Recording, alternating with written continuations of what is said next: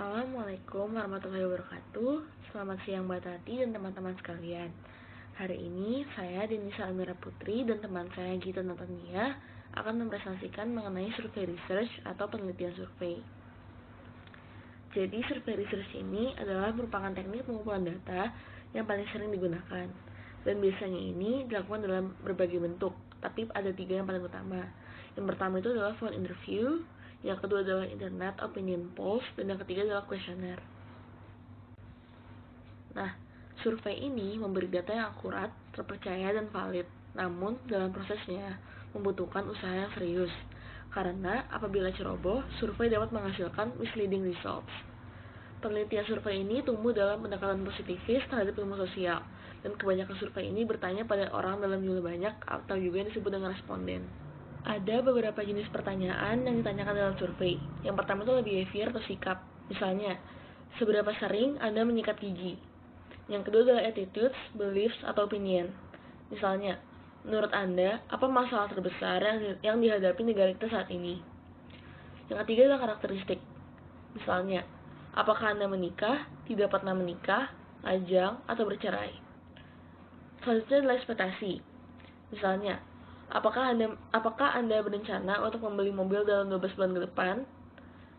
Lalu ada self-classification atau pengelompokan diri, seperti apakah Anda menganggap diri Anda introvert atau extrovert? Lalu terakhir adalah knowledge atau pengetahuan, seperti siapa yang menjadi perwakilan partai X dalam pemilu kemarin.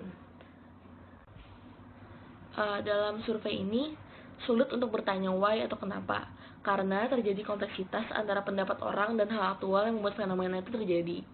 Survei dapat digunakan dalam penelitian eksploratory, deskriptif, maupun eksplanatori. Lalu kemudian ada history of survey research atau sejarah dari penelitian survei. Survei modern saat ini merujuk pada bentuk kuno dari sensus. Sensus adalah informasi yang dikoleksi pemerintah mengenai karakteristik populasi dalam suatu wilayah. Pertama kali itu sensus digunakan di Inggris tahun 1085 dalam Domesday Book mengenai pajak properti yang digunakan untuk membiayai pelayanan militer. Survei untuk penelitian sosial dimulai pada abad ke-19 untuk mendokumentasikan kondisi masyarakat dan kemiskinan akibat industrialisasi, yang kemudian disajikan dalam data yang deskriptif. Pada awal abad ke-20, survei digunakan sebagai bagian studi lapangan kualitatif di Kanada, Britania Raya, dan Amerika Serikat untuk mendapatkan dukungan dalam reformasi sosial politik. Lalu selanjutnya, peneliti mulai menggunakan teknik sampling statistik dan membuat skala serta indeks untuk mengukur pendapat dan kepercayaan subjektif dalam cara yang lebih tepat. Kemudian selanjutnya, profesional dalam berbagai bidang terapan seperti pertanian, pendidikan, kesehatan, jurnalistik, dan pemasaran mengadaptasi teknik survei untuk mengukur perilaku konsumen, opini, dan kebutuhan. Peneliti profesional kemudian memasukkan prinsip dari ilmu alam untuk membuat survei itu lebih objektif dan non-politis.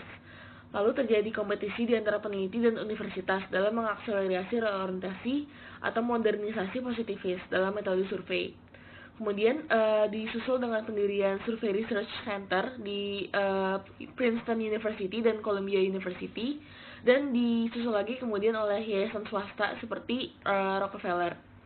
Kemudian survei ini juga berkembang setelah Perang Dunia Kedua dengan menerima biaya untuk mendukung penelitian moral sipil dari tentara, permintaan konsumen, kapasitas produksi, propaganda musuh, dan efektivitas pengeboman. Peneliti akademis dan praktisioner ini saling belajar, seperti apresiasi pengukuran yang tepat, sampling, analisis statistik, dan sisi praktis dalam mengorganisir survei. Pada awalnya, universitas itu ragu untuk mengembangkan pusat survei baru karena biayanya sangat mahal. Peneliti sosial tradisional ini berhati-hati dalam riset kuantitatif dan skeptis untuk membawa teknik dari industri ke universitas. Kemudian tahun 1948, negara-negara di Eropa ini mendirikan Institut Penelitian Survei dalam skala nasional. Lalu baru pada 1970 ada komputerisasi data statistik dalam penelitian kuantitatif skala besar. Dalam 2 dekade terakhir, peneliti mempelajari proses survei itu sendiri dan mengembangkan teori dalam proses interaksinya dalam interview survei. Selanjutnya, ada the logic of survey research atau logika di dalam penelitian survei. Penelitian survei ini mengikuti logika yang berbeda dan biasanya mengambil banyak responden dan bertanya dengan pertanyaan yang sama. Kemudian survei ini mengukur banyak variabel dengan pertanyaan dan mengetes banyak hipotesis secara simultan. Secara statistik, survei juga menganalisis asosiasi di antara variabel untuk mengidentifikasi kausalitas. Kemudian survei juga mengantisipasi penjelasan alternatif yang memungkinkan dan mengukurnya dengan pertanyaan yang lain.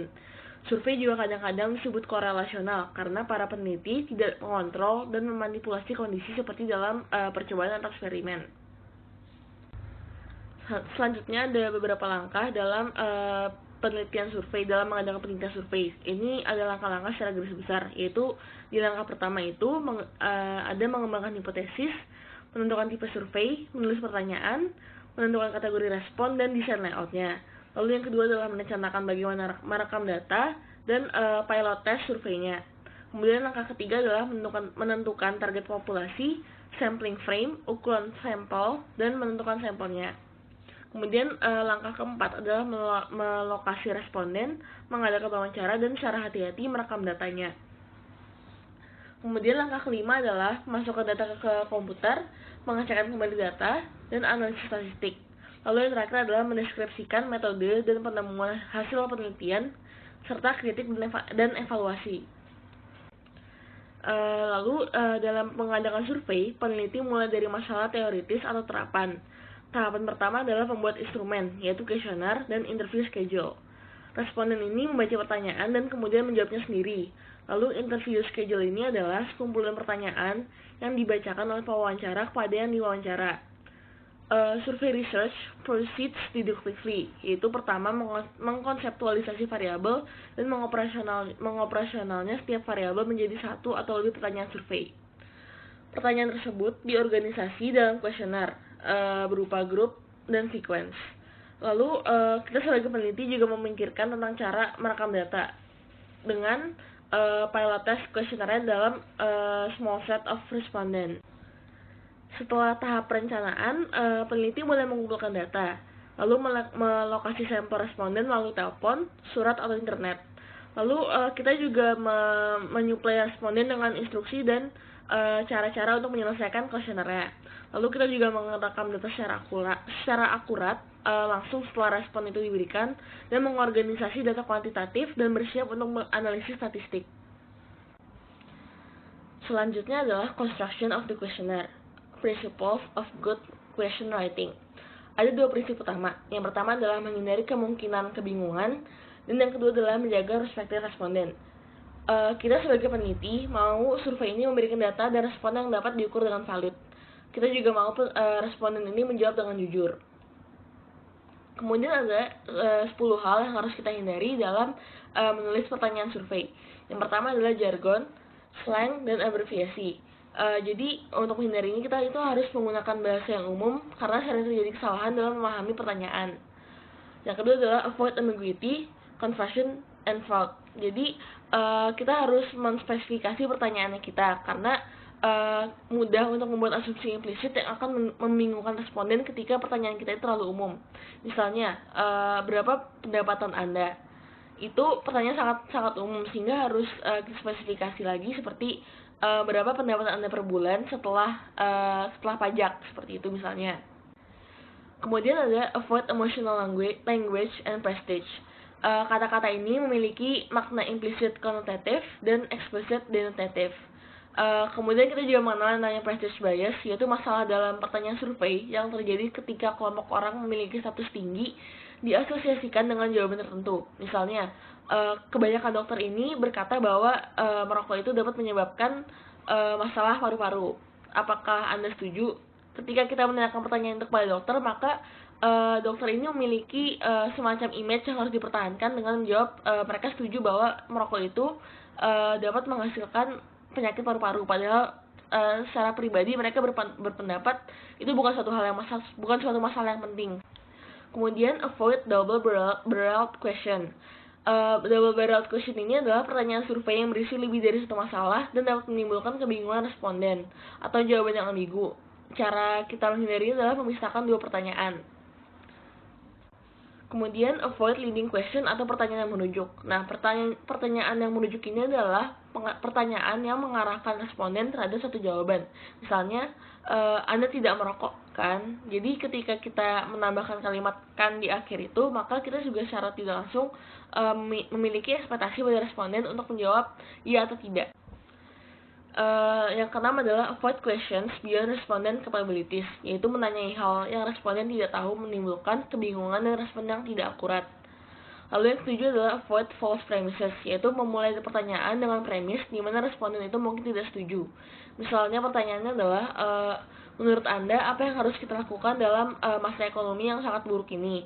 Padahal menurut responden itu ekonomi negara ini sedang baik-baik saja. Jadi ketika kita memberikan pertanyaan seperti itu, maka kita memberi premis bahwa ekonomi itu sedang buruk, padahal menurut responden tidak, dan itu kemudian akan menimbulkan kebingungan. Yang kedelapan adalah avoid asking about distant future intentions, yaitu hindari bertanya kepada responden tentang apa yang mungkin mereka lakukan di situasi yang hipotetikal. Selanjutnya adalah avoid double negatives, yaitu pertanyaan secara tata bahasa itu salah dan membingungkan. Dan terakhir adalah avoid overlapping or unbalanced response categories, yaitu dengan membuat kategori atau pilihan respons yang saling eksklusif, menyeluruh, dan seimbang. Dalam penelitian survei, kita juga mengenal yang namanya responden recall. Kita sering ingin bertanya kepada responden tentang peristiwa atau perilaku di masa lalu. Namun mengingat peristiwa tersebut seringkali membutuhkan lebih banyak waktu daripada beberapa detik.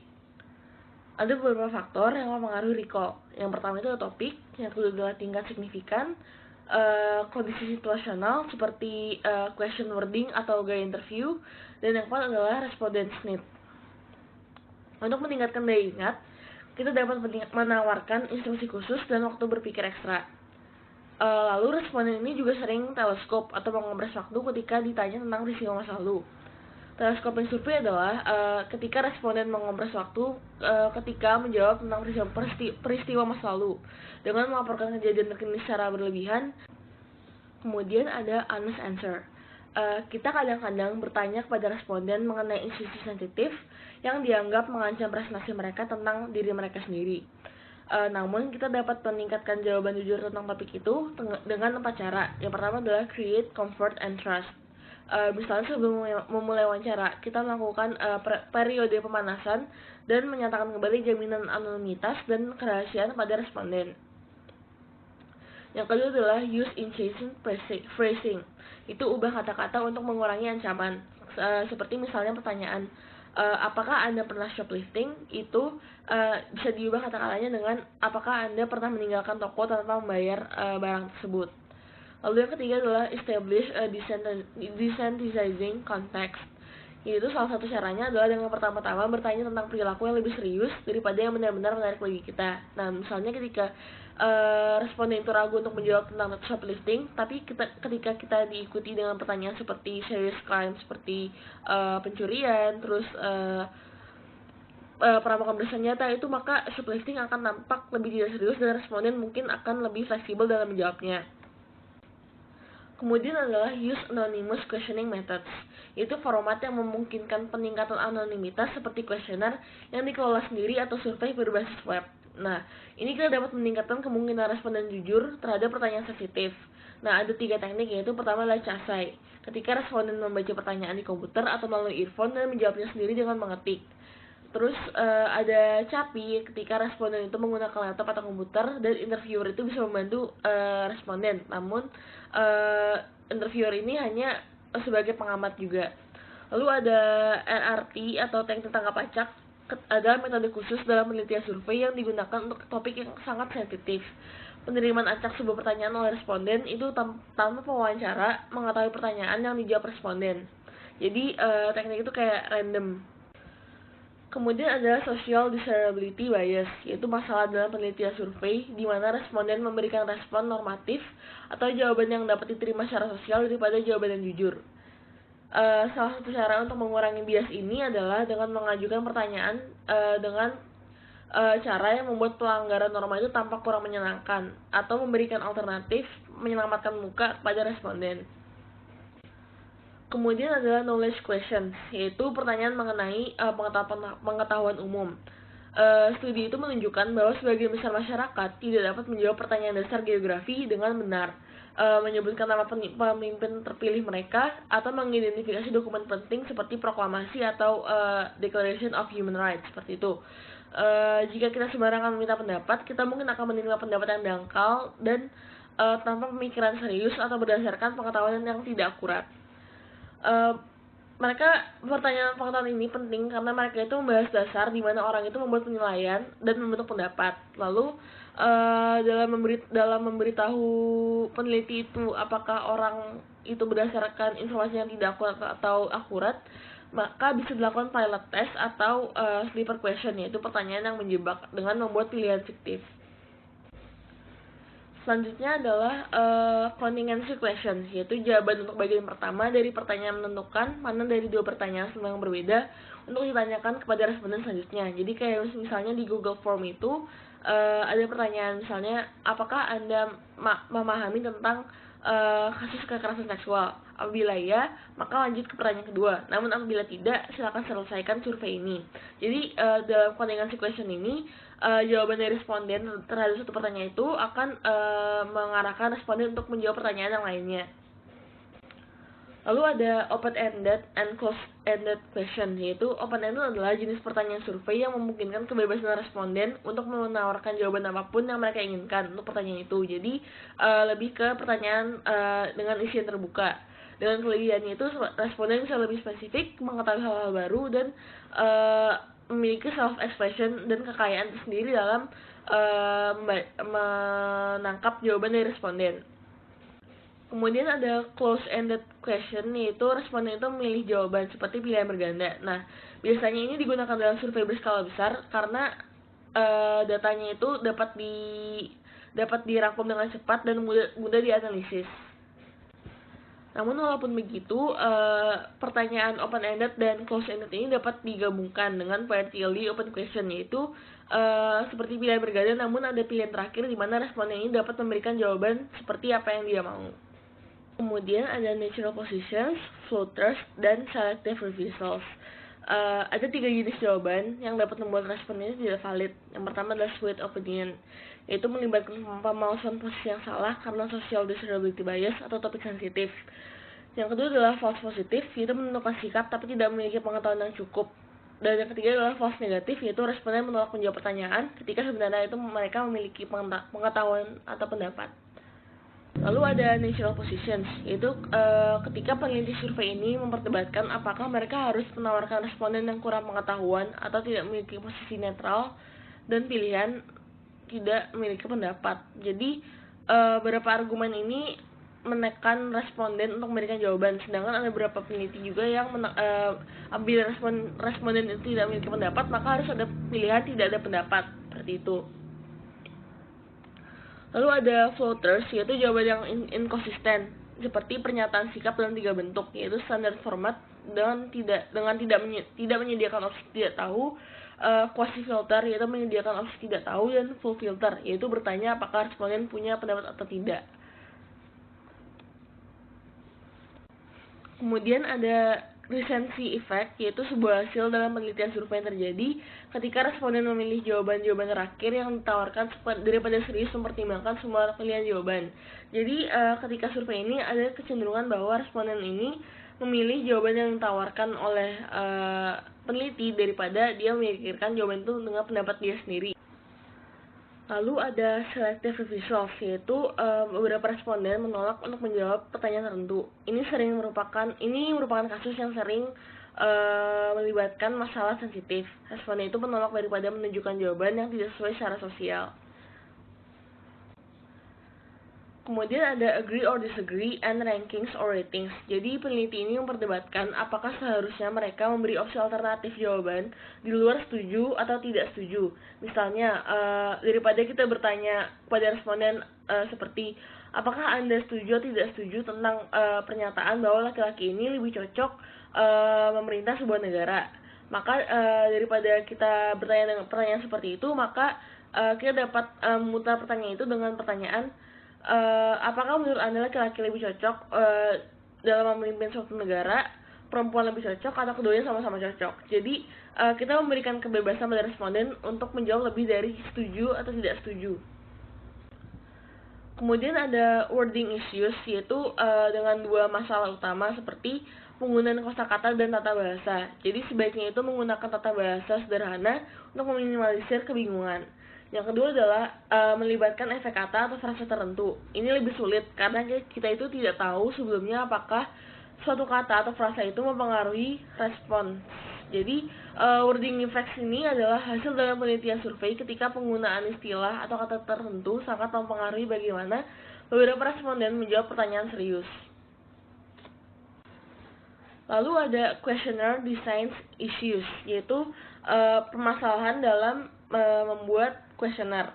Yang pertama adalah length of survey or questionnaire. Jadi sebenarnya itu tidak ada panjang survei yang mutlak, dan itu sangat tergantung pada format survei, misalnya seberapa banyak yang dibahas dan karakteristik responden. Namun beberapa peneliti telah berhasil dengan kuesioner selama 10 halaman dan mengandung sekitar 100 item. Namun tanggapannya itu turun secara signifikan untuk kuesioner yang lebih panjang. Yang kedua adalah question order or sequence. Jadi question order or sequence adalah urutan dari pertanyaan-pertanyaan dalam kuesionernya. Yang pertama adalah organization of questionnaire, yaitu kuesioner ini memiliki pembukaan, tengah, dan penutup. Pembukaan ini menjelaskan tentang survei dan kemudian diikuti dengan pertanyaan pembuka yang menarik dan mudah dijawab. Lalu kemudian diikuti dengan pertanyaan-pertanyaan umum tentang mengenai topik yang akan dibahas dan yang itu diletakkan di pertengahan survei. Buat topik pertanyaan itu mengalir dengan lancar dan logis, dan aturlah untuk membantu ingatan atau tingkat kenyamanan responden. Lalu jangan diakhiri dengan pertanyaan sensitif, dan selalu ucapkan terima kasih pada responden di akhir wawancara. Lalu ada order effects, yaitu hasil dalam penelitian survei di mana satu topik atau beberapa pertanyaan diajukan sebelum yang lain mempengaruhi jawaban responden untuk pertanyaan selanjutnya. Jadi ketika satu pertanyaan diletakkan lebih dulu daripada pertanyaan lain, maka ada beberapa kondisi di mana peristiwa tersebut mempengaruhi respon yang diberikan oleh responden.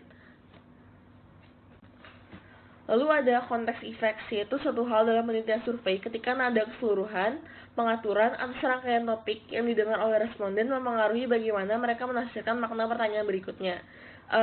Kemudian kita juga ada funnel sequence, yaitu pertanyaan penelitian survei dalam kuesioner dari pertanyaan umum ke spesifik.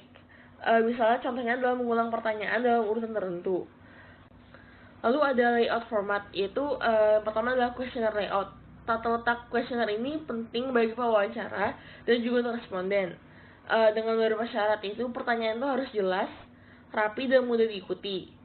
Penampilan profesional dengan grafik berkualitas tinggi, ruang antar pertanyaan, tata letak yang baik, instruksi pada responden, dan maka semua ini akan mendorong akurasi dalam kelengkapan dan membantu aliran kuesioner. Kemudian ada question format, yaitu bagaimana tipe pertanyaan itu mempengaruhi cara responden menjawab jawaban. Seperti ketika jawabannya berupa angka, maka responden akan melingkari angkanya. Dan apabila jawabannya itu seperti checklist, maka responden harus memberi checklist di kotak yang disediakan. Lalu ada juga matrix question, yaitu sebuah penelitian survei yang mengelompokkan serangkaian pertanyaan yang berbagi kategori jawaban yang sama dalam bentuk yang kompak. Nah, misalnya ini ditemukan dalam survei di hotel, seperti kita menilai kenyamanannya, menilai pelayanan restoran, room service, dan sebagainya dalam kategori jawaban yang sama seperti excellent, good, atau bad, seperti itu. Yang ketiga adalah non-response, yaitu kegagalan untuk mendapatkan respon yang valid dari setiap responden dan kemudian akan melemahkan survei itu sendiri. Non-response itu bisa menjadi masalah besar karena jika sebagian besar responden tidak merespon, apalagi jika mereka yang tidak merespon ini memiliki jawaban yang berbeda dari yang mereka yang melakukannya. Kemudian ada response rate, yaitu seberapa banyak responden yang menjawab dari total sampel. Ada beberapa response rate, yaitu yang pertama adalah location rate, contact rate, eligibility rate, cooperation rate, dan completion rate. Jadi ini dimulai dari ketika responden yang dapat dialokasikan, dapat dihubungi dan memenuhi syarat, kemudian bersedia berpartisipasi, dan kemudian responden yang berhasil menyelesaikan survei. Lalu ada total response rate, di mana presentasi semua responden dalam sampel awal yang ditemukan, dihubungi, memenuhi syarat, setuju untuk berpartisipasi, dan menyelesaikan seluruh kuesioner. Lalu bagaimana cara kita itu bisa improving the overall survey response rate? Yang pertama adalah location, yaitu kita menggunakan sampling frame yang baik, pemetaan atau melalui phone directory, memperpanjang waktu membuat kontak, dan kita menspesifikasi lokasi dari responden. Seperti misalnya kita ingin mewawancara tentang kehidupan di perkotaan, maka kita harus mengincar kota-kota dengan penduduk yang kepadatannya tinggi itu. Lalu ada cooperation rate, yaitu bagaimana caranya agar responden ini mau bekerja sama dengan kita. Nah, kerjasama antara penduduk dalam kota, orang-orang berpenghasilan rendah, dan ras etnis minoritas telah meningkat sebagai hasil dari penggunaan surat gaya jurnalistik dan panggilan telepon pribadi dibandingkan dengan menggunakan surat akademis yang standar. Jadi, cara kita menghubungi responden ini sangat mempengaruhi apakah mereka itu bakal berpartisipasi tidak. Lalu, kita juga dapat memaksimalkan imbalan dengan memberikan manfaat yang besar bagi responden. Kemudian adalah leverage saliency theory, yaitu sebuah hipotesis kerjasama penelitian survei yang menyatakan bahwa responden yang berbeda menemukan aspek yang berbeda pula dari wawancara survei. Kemudian kita juga mengidentifikasi dan menyajikan nilai positif di awal survei dengan sponsorship, yaitu melalui organisasi yang mengadakan dan membayar survei. Dan yang kedua adalah tailoring, yaitu pewawancara menyesuaikan apa yang mereka katakan dalam pengantar untuk responden tertentu dan memberikan dorongan agar responden itu dapat bekerja sama. Dan yang terakhir adalah cara agar kita bisa meningkatkan response rate bagi kuesioner surat. Ada 10 cara. Yang pertama adalah menunjukkan kuesioner ke orang-orang spesifik. Lalu menyertakan surat pengantar tanggal yang ditulis dengan cermat pada alat tulis kop surat.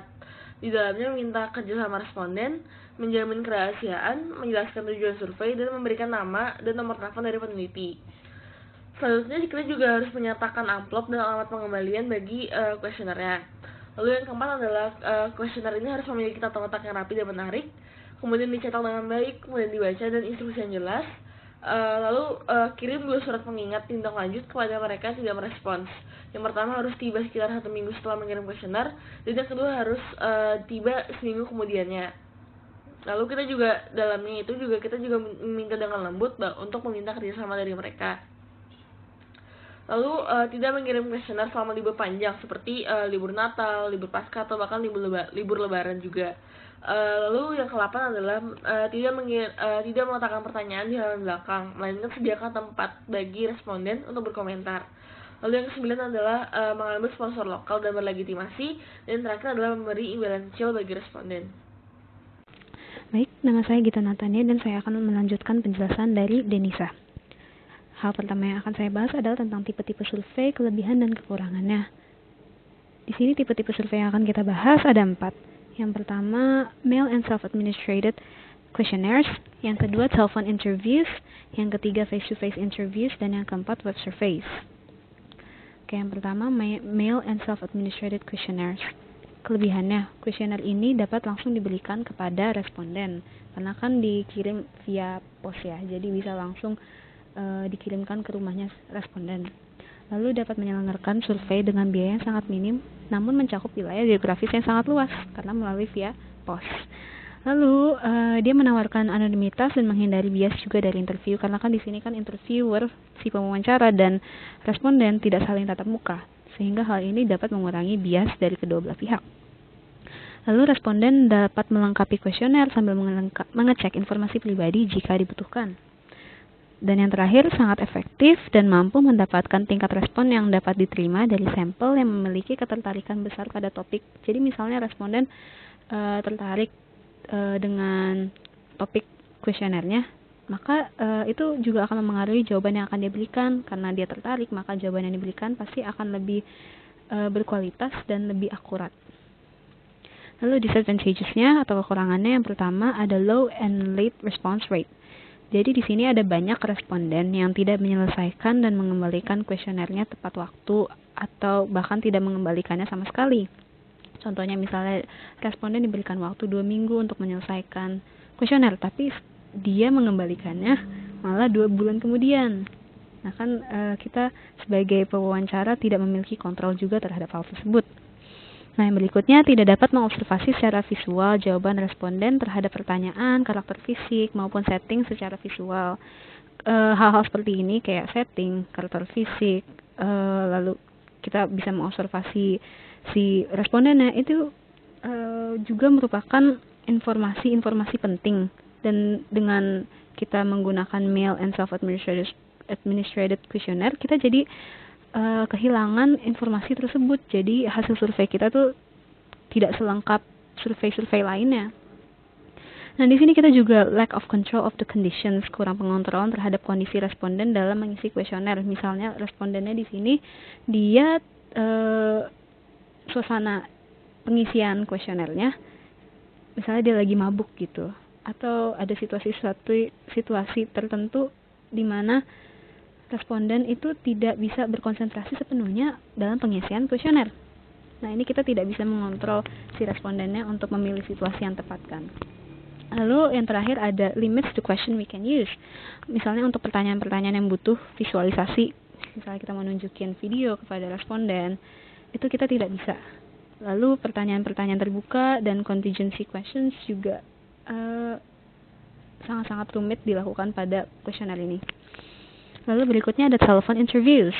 Telephone interviews kelebihannya ada yang pertama, metode survei ini sangat populer karena 95% populasi dapat dihubungi melalui telepon. Ini kita pasti setuju karena mayoritas orang-orang zaman sekarang pasti memiliki telepon yang dapat dihubungi kan. Lalu ada high achieve rates. Jadi di sini dengan mudah menggapai banyak orang di berbagai wilayah. Jadi contohnya misalnya ada staff nih, dia satu orang dia bisa menginterview ribuan responden di seluruh penjuru negeri dalam waktu misalnya 1 sampai 2 minggu saja.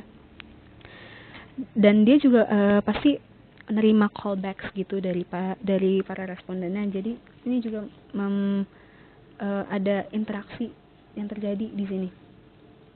Lalu yang berikutnya metode yang fleksibel. Dia mencakup sebagian besar kelebihan dari survei face to face, namun biayanya lebih kecil. Lalu interviewer dapat mengontrol urutan pertanyaan dan dapat menggunakan probes. Probes ini adalah misalnya responden menjawab pertanyaan, tapi bagi interviewer pewawancaranya ini masih kurang jelas, mungkin tidak relevan, mungkin juga tidak komplit jawabannya. Jadi dia bisa menanyakan kembali. Probes ini adalah pertanyaan umpan balik terhadap ketidakjelasan yang dialami oleh pewawancara. Lalu yang terakhir, interviewer tahu kapan pertanyaan dijawab dan dapat menggunakan pertanyaan kontingensi secara efektif. Kan tadi pertanyaan kontingensi itu pertanyaan yang bertahap. Di sini pewawancara dapat menanyakan hal-hal, misalnya pewawancara nanya sesuatu kepada responden dan responden menjawab A. Lalu pertanyaan berikutnya akan disesuaikan dengan jawabannya responden. Misalnya dia memilih A, maka pertanyaan yang diberikan juga pasti relevan dengan materi A ini. Tapi misalnya dia jawabnya B, dia pewawancara akan memberikan pertanyaan B gitu. Jadi di sini menghindari pertanyaan-pertanyaan yang tidak relevan untuk dijawab oleh responden. Lalu berikutnya ada disadvantages-nya. Advantages-nya. Responden dipilih secara spesifik dan lebih berkemungkinan menjawab semua pertanyaan sendiri. Karena kan kita masih bisa mendengar respondennya ya lewat telepon. Kita mungkin bisa saja bilang ke responden cari tempat yang sepi gitu untuk menjawab. Lalu mempercepat pengumpulan dan pemrosesan data dan mengurangi kesalahan interviewer dalam menggunakan CATI. CATI ini adalah Computer Assisted Telephone Interviewing. Jadi ini sebuah teknik di mana interviewer bisa bekerja di depan komputer sambil membacakan pertanyaan kepada responden melalui telepon. Pertanyaan itu muncul di screen-nya, lalu ketika responden menjawab, pewawancara akan mengetiknya di laptopnya. Nah, ini kan metode yang lebih mudah daripada daripada yang interview lainnya. Lalu kita lanjut ke disadvantages dari telepon interviews. Yang pertama, tinggi biaya secara moderat dan ada batasan panjang interview jika menggunakan KT atau telepon tradisional. Lalu ada kemungkinan misalnya panggilan masuk pada waktu-waktu yang kurang tepat bagi responden dan tidak mencapai responden yang tidak memiliki telepon. Karena tidak semua orang saat ini bisa memiliki telepon kan. Lalu yang ketiga, sulit untuk menggunakan pertanyaan open-ended dan pertanyaan-pertanyaan yang membutuhkan visualisasi. Misalnya kita menunjukkan gambar, itu agak sulit. Lalu penggunaan seorang interviewer itu di sini dapat mengurangi anonimitas dari responden dan terbuka akan potensi bias dari interviewer. Lalu berpotensi juga untuk mendapatkan tingkat respon yang lebih rendah dan tingkat penolakan tinggi. Karena ini melalui telepon, jadi pasti tingkat misalnya kita mau menolak itu itu sangat-sangat mudah, tinggal matiin teleponnya saja. Lalu yang terakhir, interview sulit dilakukan pada jam-jam tertentu. Misalnya kita mau menginterview orang pekerja kantoran, tapi kita tidak dapat menginterview mereka pada siang hari. Kita masuk ke face-to-face interviews. Yang pertama, kelebihannya di sini, kelebihan dari face-to-face interviews, dia memperbolehkan pewawancara untuk mengobservasi area sekitar dan menggunakan komunikasi nonverbal. Lalu dia bebas bertanya dan menggunakan probes yang tadi sudah dijelaskan tentang pertanyaan untuk menanyakan ketidakjelasan yang dialami oleh pewawancara. Lalu ada memiliki tingkat respon yang paling tinggi dan memberikan keleluasaan untuk menanyakan pertanyaan-pertanyaan yang rumit. Lalu ada kelemahannya. Yang pertama, interviewers biased. Dalam face-to-face interviews, kemungkinan pewawancara memiliki bias atau si respondennya memiliki bias itu sangat-sangat besar dan hal tersebut dapat mengaruhi hasil survei. Yang kedua, tinggi biaya untuk training, perjalanan, pengawasan, dan biaya personel. Karena dalam melaksanakan survei kan, peneliti harus menyewa tenaga ahli atau profesional yang kemudian dapat merekrut staf-staf pewawancara, dan hal ini mengeluarkan biaya yang tidak murah. Selain itu, pewawancara juga harus ada pihak yang mengawasi atau kita sebut sebagai supervisor. Nah, ini juga pasti akan menambah biaya lagi. Yang ketiga, penampilan fisik dan komunikasi nonverbal mampu memengaruhi jawaban dari responden. Yang terakhir, pengawasan interviewer rendah dibandingkan interview melalui telepon di mana supervisor dapat memonitor dengan ikut mendengarkan. Jadi di sini proses pengawasannya juga nggak lebih mudah dibandingkan interview lainnya seperti interview lewat telepon. Lalu berikutnya ada web surveys. Kelebihannya, yang pertama, ini sangat cepat dan rendah biaya, bahkan kadang-kadang tidak memakan biaya sama sekali. Lalu desain interview fleksibel karena dapat menyertakan gambar, dapat menyertakan audio, video, terus kita dapat menyesuaikan web desainnya dengan apa yang kita inginkan. Jadi fleksibel. Lalu survei web yang interaktif mampu memberikan pertanyaan-pertanyaan kontingensi sehingga pewawancara dapat menyajikan pertanyaan yang berbeda tergantung dari responden. Misalnya di sini saya menyertakan pertanyaan terkait fenomena-fenomena tertentu dan si responden menjawab A, kemudian saya akan memberikan pertanyaan berikutnya, pertanyaan yang relevan dengan materi A ini, seperti yang tadi sebelumnya saya jelaskan.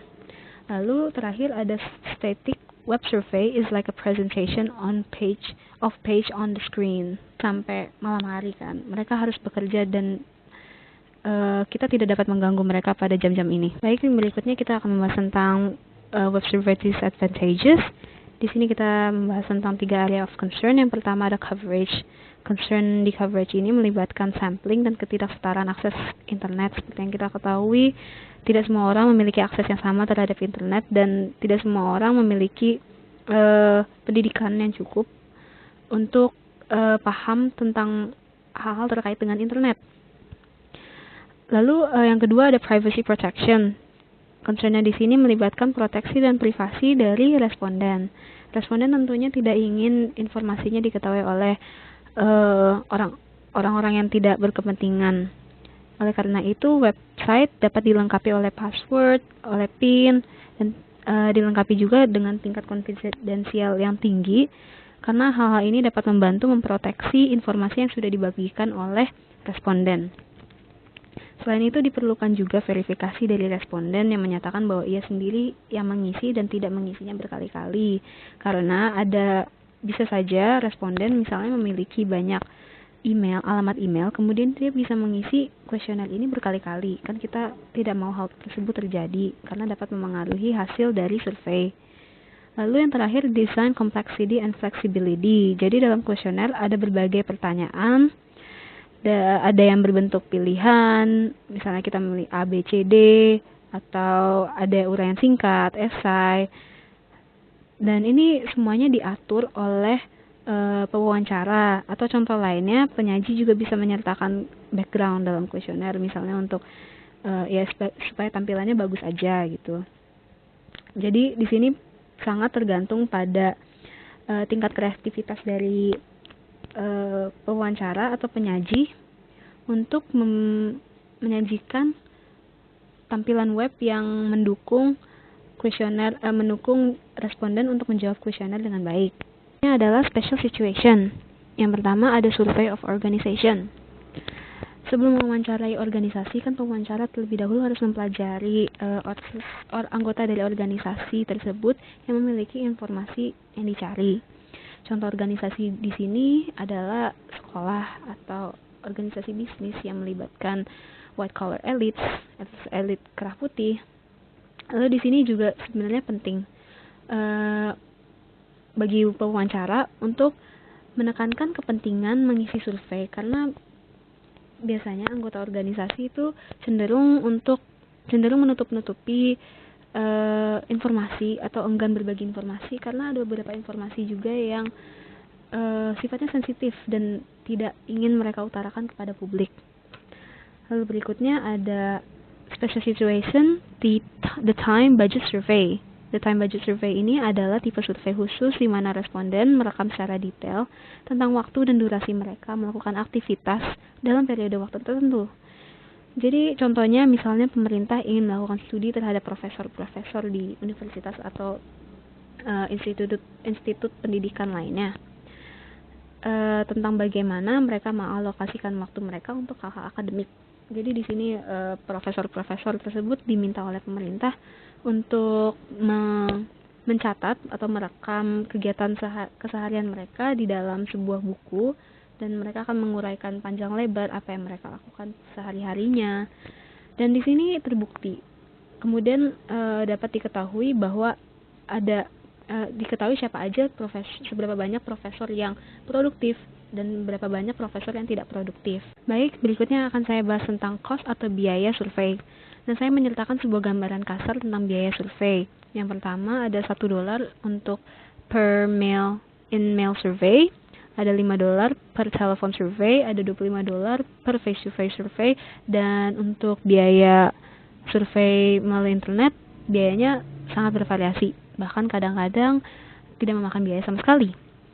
Nah, biaya survei ini sangat-sangat dipengaruhi oleh seberapa banyak tenaga ahli yang disewa oleh peneliti. Bisa saja peneliti menyewa tenaga ahli, kemudian tenaga ahli tersebut akan merekrut staf-staf pewawancara, lalu pewawancara tersebut juga harus diberikan training atau pelatihan agar dapat memahami kuesionernya dengan baik. Lalu selain itu ada juga peranan pengawas yang diperlukan di dalam sebuah survei. Oleh karena itu ada yang namanya supervisor. Nah, supervisor ini tugasnya mengawasi pewawancara yang tentunya jika ditambahkan supervisor ini pasti akan menambah lebih banyak biaya. Nah, berikutnya akan saya bahas tentang survey interview. Oke, yang pertama ada 3 stages of interviewing errors. Yang pertama ada di tahun 1960-an sampai 1970-an. Fokus utama di sini adalah untuk standardizing respondents' behavior. Jadi maksudnya itu di sini inti masalahnya bagaimana cara menghentikan kesalahan yang dibuat responden karena tidak berkomitmen sepenuhnya terhadap keseriusan situasi interview survei. Jadi alternatifnya itu kita bisa menegaskan kembali, kita sebagai pewawancara dapat menegaskan kembali kepada responden akan pentingnya jawaban yang komplit dan akurat. Tahapan berikutnya ada di tahun 1980-an sampai 1990-an. Fokusnya di sini adalah standardizing interviewers behavior. Jadi upaya untuk menstandarisasi perilaku dari pewawancara bisa dilakukan dengan cara yang pertama, membacakan pertanyaan survei yang sesuai dengan apa yang dituliskan. Lalu yang kedua, menggunakan prompt yang netral. Seperti yang tadi sudah dijelaskan, prompt adalah pertanyaan yang diajukan oleh pewawancara ketika pewawancara merasa kurang jelas terhadap respon yang diberikan oleh responden. Lalu yang ketiga ada merekam respon dari responden kata demi kata. Mengapa harus kata demi kata? Karena jika misalnya pewawancara menyingkat atau menghilangkan kata-kata dari kalimatnya responden, maka hal ini berkemungkinan juga menghilangkan informasi-informasi penting yang seharusnya dicantumkan ke dalam laporan survei. Lalu yang terakhir, tidak menghakimi responden. Di sini pewawancara harus bersikap netral, objektif, dan non-judgmental. Lalu interview di sini terstandarkan pada Naive Assumption Model. Naive Assumption Model ini adalah tipe penelitian survei yang terstandarisasi di mana di dalamnya tidak ada masalah dalam berkomunikasi dan responden juga memberikan respon yang sesuai dengan pemikirannya. Sebuah situasi yang sangat ideal. Lalu pada tahun 2000 sebagai tahapan berikutnya ada beberapa profesional yang tidak menggunakan pendekatan yang terstandarisasi tersebut yang tadi Naive Assumption Model, dan beralih pada alternatif lain yaitu conversational interview. Nah, conversational interview ini diartikan sebagai teknik wawancara yang fleksibel yang didasarkan pada model di mana pewawancara menyesuaikan pertanyaan ke dalam pemahaman responden, namun tetap mempertahankan tujuan dari peneliti. Jadi di sini itu para profesional ini berupaya untuk meningkatkan tingkat akurasi dari pertanyaan terkait isu-isu kompleks yang tidak bisa ditanyakan menggunakan pertanyaan-pertanyaan biasa. Sehingga ia harus berkolaborasi dengan responden agar responden dapat menangkap maksud dari pertanyaan dan membantu responden ketika responden kesulitan kesulitan mengutarakan pikirannya. Ternyata ada juga beberapa profesional yang masih mengandalkan tipe wawancara yang terstandarisasi tersebut dengan alasan ingin menghindari bias dan distorsi oleh pewawancara. Jadi mereka percaya bahwa interviewing yang sudah terstandarisasi tersebut dapat memecahkan misinterpretasi dari responden. Lalu berikutnya ada role of the interviewer. Saya akan memberikan pendahuluan terkait dengan peranan dari pewawancara. Jadi wawancara itu dapat terjadi dalam berbagai setting. Contohnya, employers interview prospective employees, medical personnel interview patients, mental health professional menginterview klien, reporters menginterview politicians, dan ini semua merupakan non-research interview. Ini sangat berbeda dengan wawancara penelitian survei. Jadi wawancara penelitian sosial ini dia merupakan tipe khusus wawancara yang tujuannya juga sama seperti survei-survei lainnya, yaitu untuk mengambil informasi dari responden. Nah, interview di sini diartikan sebagai interaksi sosial sekunder dengan motif untuk mengambil informasi dari pihak lain. Lalu peranan sosial di sini ada dua, ada interviewer dan responden. Lalu interaksi di sini mengambil bentuk pembicaraan yang terstruktur di mana pewawancara menanyakan pertanyaan-pertanyaan yang sudah dirangkai, kemudian responden akan memberikan jawabannya. Lalu berikutnya peranan dari pewawancara.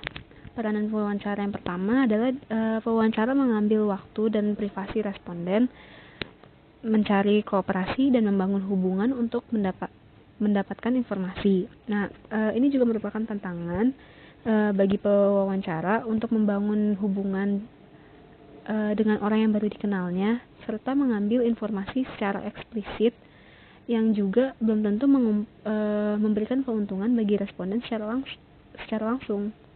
Nah, yang berikutnya menjelaskan kembali sifat dari penelitian survei dan peranan pewawancara dan responden. Jadi ada sebuah studi yang mengatakan bahwa tidak semua responden, bahkan hanya setengah responden yang memahami peranannya dengan sesuai secara tepat. Jadi di sini tugas wawancara adalah untuk menegaskan kembali peranan yang sesuai bagi responden. Nanti akan saya jelaskan tentang contohnya.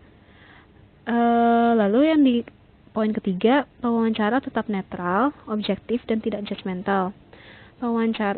Contohnya itu, misalnya pewawancara menanyakan sebuah isu fenomena kepada responden. Lalu ia menanyakan bagaimana perasaan dari responden. Nah, kemudian responden menjawab dengan seperti ini. Menurut saya sih seperti ini. Namun saya nggak yakin dengan jawaban saya. Kalau menurut Anda bagaimana? Nah, kan di sini si responden kemudian menanyakan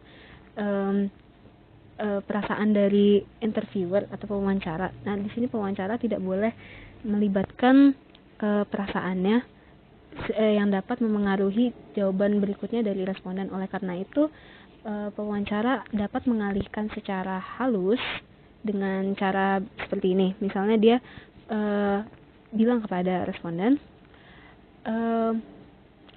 apa yang saya pikirkan atau yang saya rasakan tidak penting, karena saya ingin tahu apa yang kamu rasakan. Nah, itu merupakan penolakan halus atau pengalihan dari pertanyaan responden. Lalu yang terakhir ada memonitor laju dan arah interaksi sosial, kualitas jawaban, dan perilaku responden. Berikutnya, kita masuk ke stages of an interview. Yang pertama, tahapan pertama dalam interview adalah introduction dan entry. Misalnya dalam interview face-to-face, introduction di sini diartikan sebagai pewawancara yang menunjukkan autorisasi atau surat resmi untuk mewawancarai kepada responden, agar responden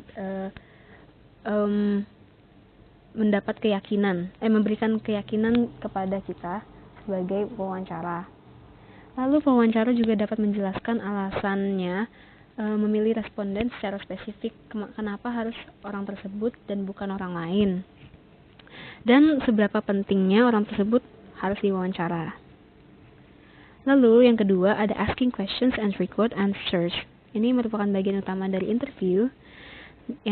Kalau misalnya pewawancara ingin menanyakan tentang pertanyaan tertutup, interviewer atau pewawancara hanya tinggal mengisi kotak-kotak pilihan yang sudah tersedia dalam data. Namun kalau pewawancara ingin menanyakan pertanyaan terbuka, pewawancara harus mendengarkan responden dengan seksama, lalu menuliskan jawaban apa adanya tanpa mengoreksi tata bahasa atau meringkas jawaban karena berisiko menghilangkan informasi seperti yang sudah saya jelaskan sebelumnya. Lalu di sini pewawancara juga dapat menggunakan probe. Probe itu adalah pertanyaan umpan balik dari wawancara untuk menanyakan jawaban yang kurang jelas, yang misalnya tidak komplit atau tidak relevan dan masih kurang jelas bagi pewawancara, yang seperti itu. Lalu kita lanjut ke stage berikutnya, yaitu exit. Ini adalah stage yang terakhir. Di dalam exit ini, pewawancara memberikan gratitude-nya kepada responden, kemudian menyunting kuesioner dan mencatat detail-detail lain. Contoh dari detail tersebut itu ada pewawancara menuliskan tanggal, waktu, dan tempat wawancara, kemudian situasi wawancaranya seperti apa, kemudian sikap respondennya juga kayak gimana, keadaan yang tidak biasa juga harus disertakan ke dalam laporan. Kita lanjut kepada materi training of interviewer. Survei berskala besar, dia memerlukan perekrutan beberapa wawancara, apalagi survei-survei yang berkualitas profesional. Itu artinya peneliti harus lebih berhati-hati dalam merekrut staf-stafnya mulai dari staf ahli, kemudian pewawancara, supervisor, dan staf-staf lainnya. Jadi pewawancara yang baik itu dia menyenangkan, kemudian dia jujur, akurat, dewasa, bertanggung jawab, cukup cerdas, stabil, dan termotivasi. Kemudian dia juga harus berpenampilan tidak mengancam, dia berpengalaman menghadapi berbagai macam orang dengan sifat-sifat yang berbeda, lalu berpenampilan tenang dan bijak. Jadi pada situasi tertentu ada pertimbangan terhadap penampilan fisik, umur, ras, gender, bahasa, dan intonasi berbicara pewawancara. Oleh karena itu, pewawancara belajar tentang penelitian survei dan peranan seorang pewawancara secara mendalam. Itu sangat penting. Misalnya meski interviewer bekerja sendiri, namun peneliti terkadang juga menggunakan interviewer supervisor. Nah, interviewer supervisor ini dia adalah orang yang familiar dengan lokasi wawancara, kemudian dia dapat membantu jika ada masalah bagi pewawancara dalam mewawancarai. Dia mengawasi pewawancara, memastikan pekerjaan semua terselesaikan dengan baik dan tepat waktu. Kita masuk pada materi berikutnya, yaitu interviewer bias. Bias pewawancara ini dapat muncul dari ekspektasinya terhadap responden. Contohnya, misalnya pewawancara bertemu dengan seorang responden muda dan berekspektasi bahwa anak muda tersebut tergolong ke dalam kaum yang kurang pintar karena dia statusnya anak muda. Nah, ini dapat menghasilkan sebuah bias. Dan inilah mengapa pelatihan dan training pewawancara sangat-sangat penting agar pewawancara dapat menghilangkan bias tersebut. Jadi berikutnya ada 6 kategori bias wawancara. Yang pertama ada errors by respondent. Di sini responden melupakan, salah memahami, atau berbohong karena keberadaan orang lain. Lalu yang kedua ada unintentional errors or interviewer sloppiness. Sloppiness atau tindakan yang sembarangan gitu, yang tidak teratur.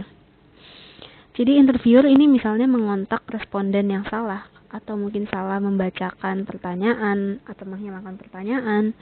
Kemudian pertanyaan bisa saja dibaca tidak sesuai dengan urutannya. Itu merupakan sloppiness dari si pewawancara. Berikutnya yang ketiga, unintentional subversion by the interviewer.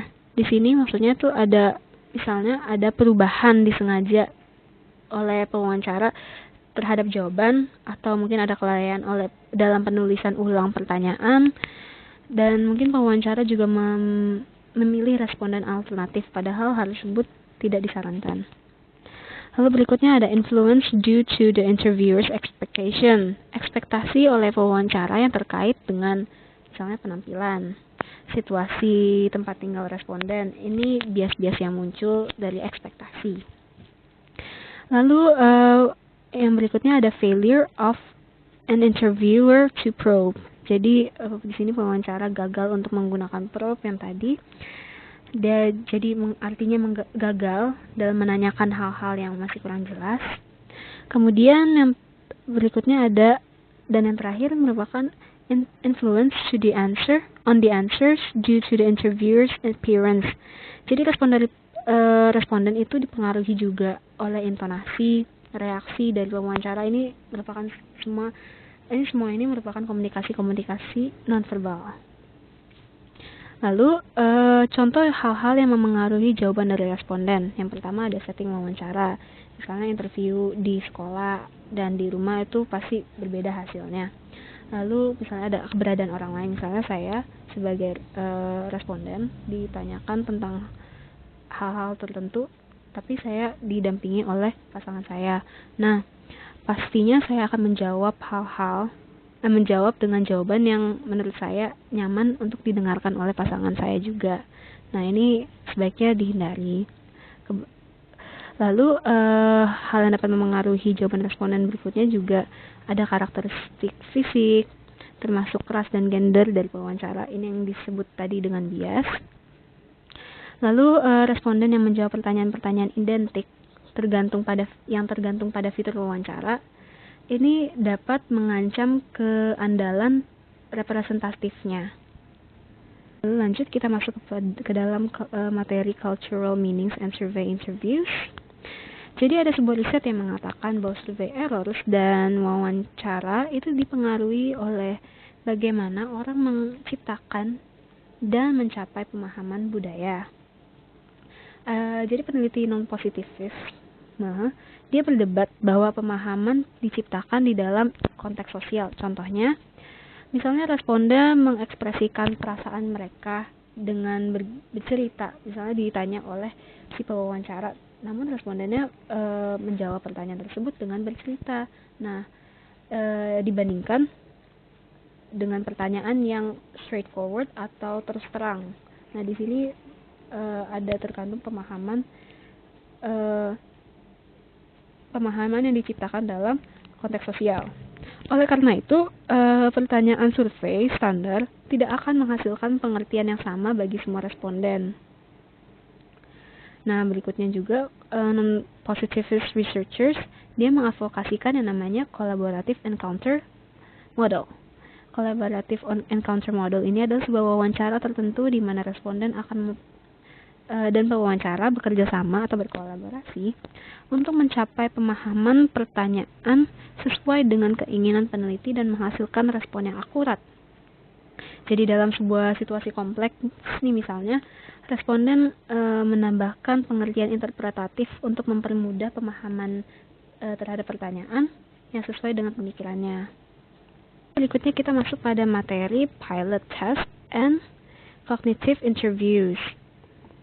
Nah, pilot test sendiri diartikan sebagai studi pendahuluan berskala kecil untuk mengevaluasi kelayakan dan kelayakan dari kuesioner dan bertujuan sebagai persiapan studi yang lebih besar.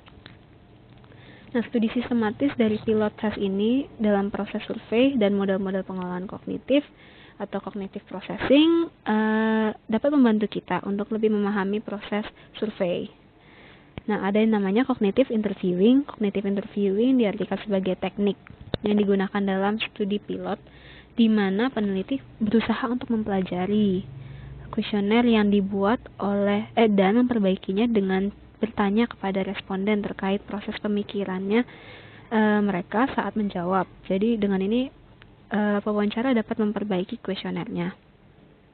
Lalu pewawancara mengidentifikasi masalah dan memberikan gambaran pemikiran dan permasalahan yang dihadapi responden ketika menjawab pertanyaan.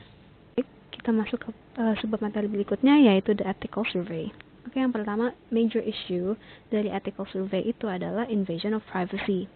Nah, responden ini akan merasa terganggu jika kita menanyakan hal intim, dan oleh karena itu harus ada beberapa pertimbangan jika pewawancara ingin mendapatkan informasi yang lebih akurat dan yang lebih terbuka. Yang pertama, responden akan lebih terbuka dan akurat ketika dia ditanya pada konteks yang nyaman.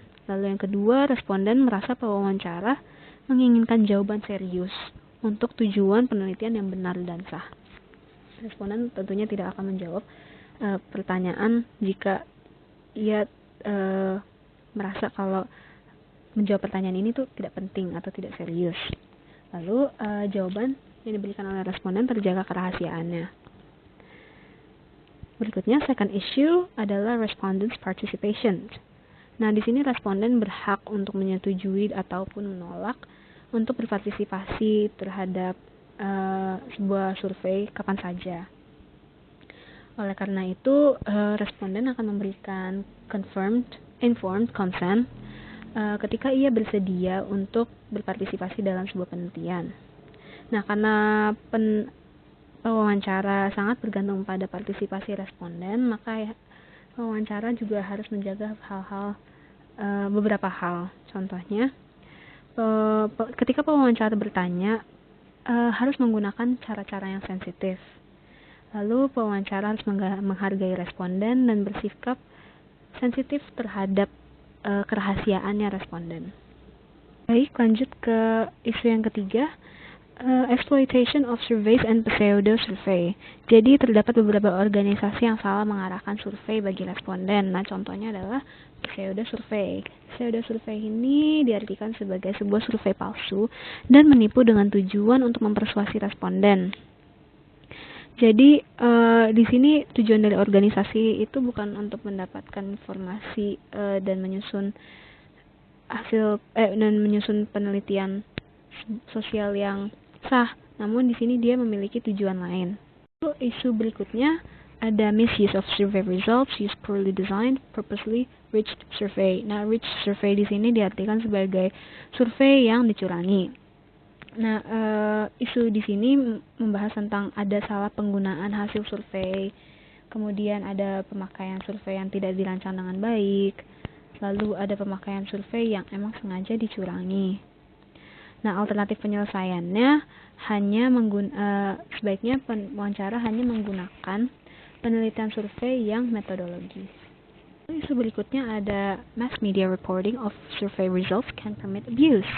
Jadi penyebarluasan hasil survei oleh media massa dapat membiarkan penyalahgunaan terhadap hasil survei tersebut.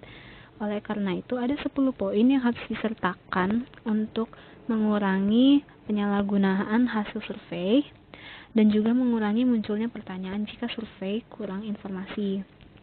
Nah, 10 item tersebut adalah yang pertama, sampling frame.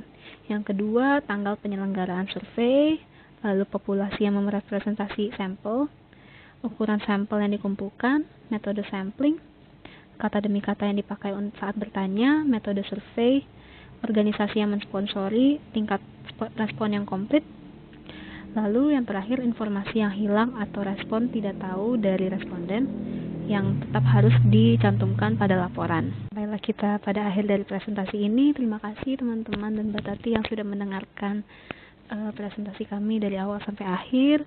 Saya dan Denisa mengucapkan permintaan maaf kami jika kami melakukan banyak kesalahan.